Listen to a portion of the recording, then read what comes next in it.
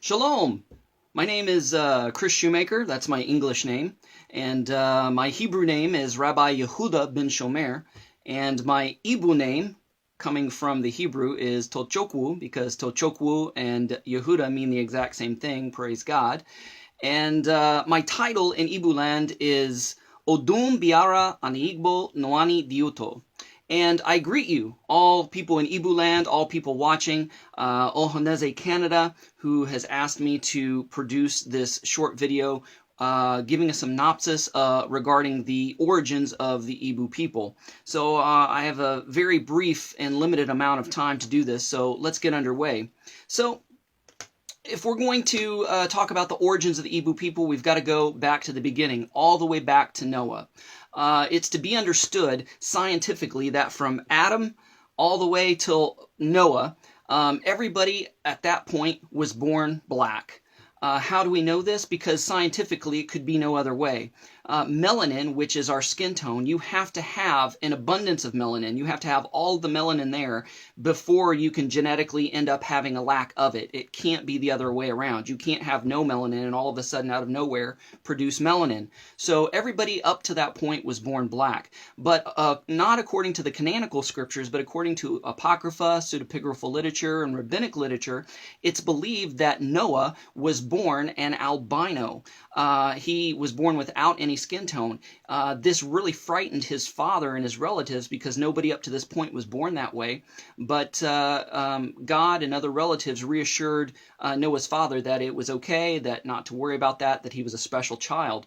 So when Noah got married, he married a black woman. He married because everybody else was black. And when he had his three sons, it's believed that this genetic albino trait triggered the different skin tones, the different shades of melanin within the human spectrum that we see today. And he had three sons, Shem, Ham, and Japheth. Ham, who is believed to be the father of all of the black and African races, he was born like everybody else up to that point. He was born black. You had Shem, who's the father of all the Arab and Jewish people, and he was born brown. And today, Jewish and Arab people can be anything from a deep olive complexion all the way to a red mahogany type color. And I think it's very fascinating and interesting that many Ibus are called red Ibus because their skin tone is red. It has a mahogany color to it. Then you had Japheth, who was born sort of like Noah. He had the least amount of melanin and skin tone, and he was the father of all the white and Asian races that we know today. So from Shem came Jacob, which is the father of the 12 tribes of Israel. Now, Jacob had two wives and two concubines. His wives, Rachel and Leah, were his cousins. Therefore, they were from Shem. Therefore, they had that middle of the road skin tone. They were that olive brown complexion. Now, we don't know the ethnicity or the race of Zilpah and Bilhah, the handmaids that Jacob also took as wives, but because Laban and his daughters Rachel and Leah and the concubine were living in the land of Canaan, and because Zilpah and Bilhah had this bond servant type status, this concubine status, we believe that they were probably from Canaan, and all of the Canaanite nations, the 7 Canaanite nations whom Israel came to subdue and take over the land, which is the land of promise, they were from Canaan, and Canaan was from Ham, therefore they were all black. This includes the original Egyptians. They were black. It wasn't until the Hyksos came in later that the genetic makeup and features of the Egyptian people changed, and they're a lighter skin tone as we know them today. So, safely assuming that Bilhah and Zilpah, and we're mostly focusing on Zilpah, because Zilpah was the mother of Gad and Asher, she was a black Canaanite woman, and therefore her offspring, Gad and Asher, had some of her genetic features. Therefore, they would have been more black. Their lips probably would have been broader, as well as their noses. Their hair would have been more wiry, more kinky. They would have looked more like Canaanites more than Shemites, so to speak. and several of the other tribes. We had Judah and Levi. They also married Canaanite women, and so therefore a lot of people from the tribe of Judah and Levi are also black. We know that the Limba tribe in Africa has been traced genetically back to the tribe of Levi. We know that there are a lot of black Jews as well, because the genetics show up even though they're a dark skin tone. So we know that Judah married a Canaanite woman and had some of his sons were black as well.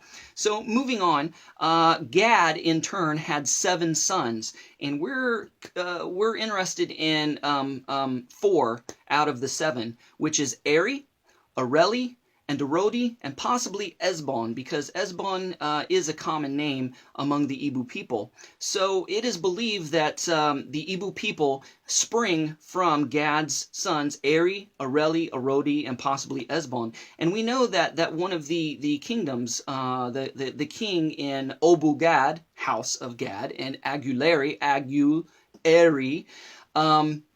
his last name is Eri. He can trace his lineage directly from Gad's son Eri, and that's why Eri is still a part of his last name. So it's believed that the Ibu people, and Ibu is also believed to be a corruption of the word Hebrew.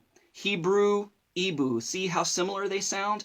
And the second law of thermodynamics, which means everything degrades, would lend to this vocabulary instance.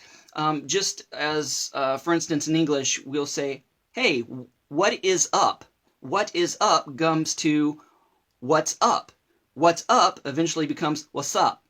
You see how it shortens over time? So it's the same with the word Hebrew. That's what the 10 tribes were considered. They were considered Hebrews. So Gad would have been considered a Hebrew. So the word Hebrew goes to the word Ibu. It's a corruption. Even the one of the first missionaries to Ibu land, which was G.T. Gadsden, an Anglican missionary, he also believed that the word Ibu was a corruption of the word Hebrew. So moving on, we believe that according to Genesis chapter 15, which was a prophecy given to Abraham during the covenant between the parts, God said to Abraham that there was going to come a point in time where the children of Israel were going to be enslaved and were going to be in bondage. This prophecy was passed down to all of the children throughout the generations. And so when Joseph came along and began to rule, was second in command of Egypt, and he brought his brothers down, and therefore the 12 tribes sprang from there. We know that eventually that these 12 tribes became enslaved by the Egyptians. But some theorize and believe that some of the Israelites at that time, especially Gad's sons Eri, Areli, and Arodi, saw the situation in Egypt decline. They were starting to lose favor among the Egyptians. They were beginning to be more rules and regulations and persecution happening. And they said to themselves, okay, we know that this slavery is about to happen. Since we know prophetically it's going to happen, let's get while the getting's good. So there was a pre-Exodus exodus, so to speak, and it's believed that Eri, Areli, and Arodi, along with other traveling companions, left and made it to what we know today as Nigeria. They crossed the Niger River into Nigeria, settled, and spread out. So that's one theory. There was also another exodus that occurred during the reign of Jeroboam.